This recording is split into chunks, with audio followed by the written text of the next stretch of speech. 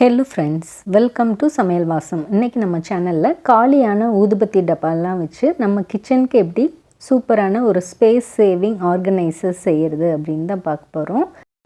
ஆன்லைனில் ட்ரெண்டிங்காக விற்கிற கிச்சன் கார்னர் ஷெல்ஃப்ஸை நம்ம இப்போ செய்ய போகிறோம். காசே செலவு பண்ணாமல் நம்ம வீட்லேயே எப்படி செய்கிறதுன்னு தான் பார்க்க போகிறோம். இது நம்ம கிச்சனுக்கு ரொம்ப ரொம்ப ஹெல்ப்ஃபுல்லாக இருக்கும்.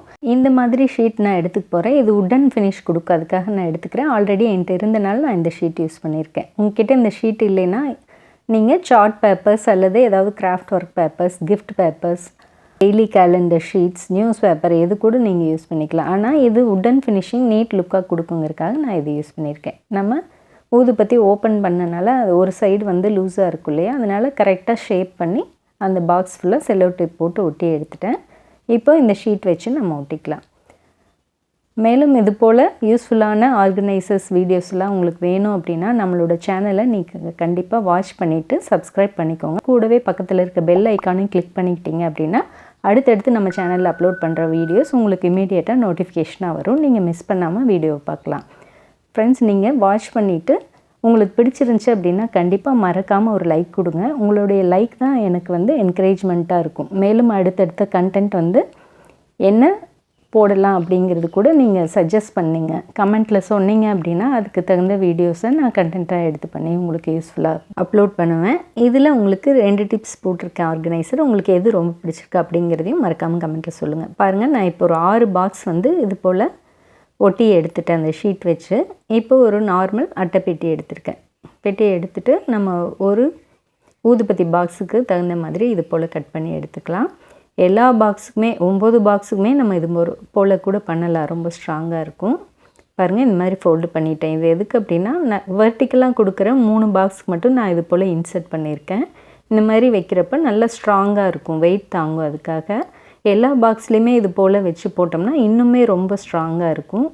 ஷெல்ஃபில் வந்து நம்ம எவ்வளோ திங்ஸ் வேணாலும் வச்சுக்கலாம். இதுவே ஸ்ட்ராங்காக தான் இருக்கும். இன்னும் ஸ்ட்ராங்காக வேணும்னு நினச்சிங்கன்னா எல்லா பாக்ஸுமே நீங்கள் இது போல் இன்சர்ட் பண்ணி பண்ணுங்கள்.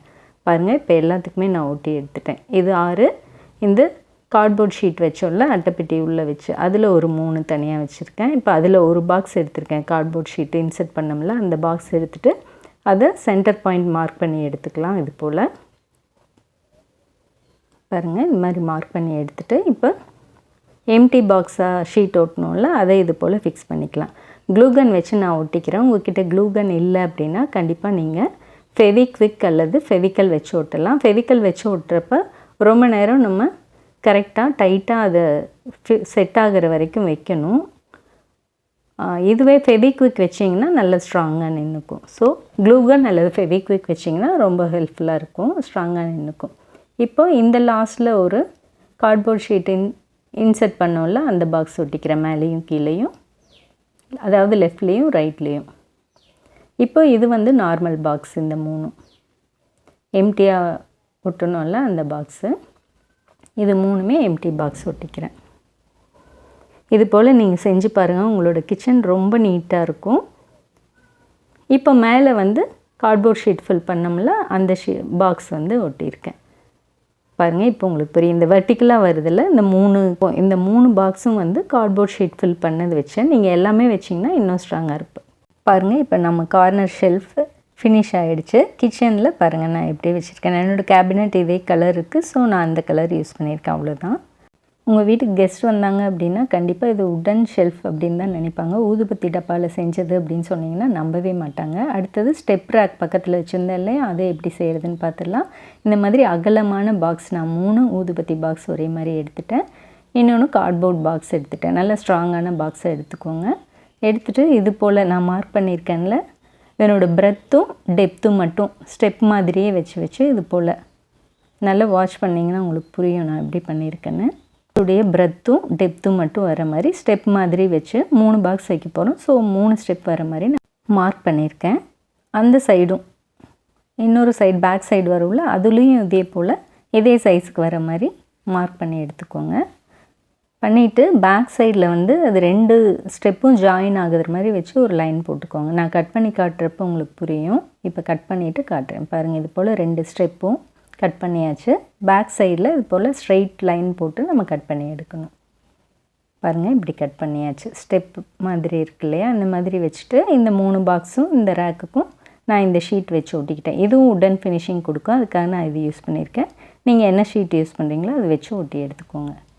பேக் சைட்லேயும் நான் ஒட்டலை, ஷீட்டை சேவ் பண்ணுறதுக்காக. ஏன்னா அது தெரியாது, உள்ளே போயிடும். அதனால் இப்போ நம்ம வெயிட் பேலன்ஸ் பண்ணணும்ல, அதுக்கு சப்போர்ட் கொடுக்கணும். அதனால் வாட்டர் பாட்டிலை இதனோட ஹைட்டுக்கு கட் பண்ணி எடுத்து இது போல் ஒட்டிட்டு மேலே ஃபஸ்ட்டு ஸ்டெப் வச்சிடலாம். இது போல் க்ளூ கன் அல்லது ஃபெவிக்விக், நல்ல ஸ்ட்ராங்கான கம் எது வேணால் வச்சு ஒட்டிக்கோங்க. இது போல் ஒட்டி விட்டுடுங்க. இப்போ ஃபஸ்ட்டு ஸ்டெப் ரெடி ஆகிடுச்சு. நெக்ஸ்ட்டு ஸ்டெப்புக்கு அது ஹைட்டுக்கு தகுந்த மாதிரி நான் இந்த ஐஸ்கிரீம் கப் இருந்துச்சு, இது சரியாக இருந்துச்சு இதனோட ஹைட்டுக்கு. ஸோ இதை நான் வச்சுட்டேன். இந்த மாதிரி சப்போர்ட் கொடுத்தோம் அப்படின்னா நம்ம வெயிட் வைக்கிறப்போ உள்ளே இறங்காது பாக்ஸு, நல்லா ஸ்ட்ராங்காக இருக்கும் ஸ்டெப் ரேக். அதுக்காக நான் இதை யூஸ் பண்ணியிருக்கேன். இதே போல் செகண்ட் ஸ்டெப்பையும் நம்ம வச்சிடலாம். கண்டிப்பாக இது எல்லாமே பார்த்திங்கன்னா உடன் ஆர்கனைசர் மாதிரியே இருக்கும். இந்த ஷீட் மட்டும் நீங்கள் வாங்கி ஒட்டிட்டிங்கன்னா உட்டு மாதிரியே இருக்கும். இப்போ ஒரு வாட்டர் பாட்டில் கேப் 2 சைடு ஒட்டியிருக்கேன். நீங்கள் ஆயில் கேப் எது வேணால் யூஸ் பண்ணிக்கோங்க. உள்பக்கம் வர்றதுக்கு நம்ம ஷீட் ஒட்டி வேஸ்ட் பண்ண வேண்டாம்னு நான் ஒட்டலை. பாருங்கள், வெளியில் ஃபினிஷிங் சூப்பராக உடன் ரேக் மாதிரியே இருக்குது, ஸ்டெப் ரேக். இந்த மாதிரி நான் என்னோடய திங்ஸ் எல்லாம் அடுக்கிட்டேன். மேலே கேபினெட் ஹைட்டாக இருக்குது, நிறைய திங்ஸ் வச்சு வெயிட்டாக எடுக்க முடியல. ஸோ இந்த மாதிரி சின்ன சின்ன டப்பாஸில் என்னென்ன நம்ம கிச்சனுக்கு யூஸ் பண்ணுவோமோ, ஸ்பைசஸ், மசாலா பவுடர்ஸ் எல்லாமே சின்ன கண்டெய்னர்ஸில் ஒரு 50 கிராம் பிடிக்கிற மாதிரி கண்டெய்னர்ஸில் வச்சுக்கிட்டிங்க அப்படின்னா கண்டிப்பாக வெயிட் தாங்கும். அது தீர்ந்ததுக்கப்புறம் நம்ம பெரிய கண்டெய்னர்லேருந்து இதுக்கு ட்ரான்ஸ்ஃபர் பண்ணி வச்சுக்கலாம். கப்ஸ் எல்லாம் கூட நீங்கள் அடுக்கிக்கலாம். ஸ்டெப் ரேக் பாருங்கள், சாஸு, ஆயில், நட்ஸு எல்லாமே வைக்கலாம். ஸ்டெப் ரேக் நல்லா ஸ்ட்ராங்காக இருக்கும். ஸோ உங்களுக்கு இது யூஸ்ஃபுல்லாக இருக்கும்னு நினைக்கிறேன். ட்ரை பண்ணி பாருங்கள். தேங்க்யூ.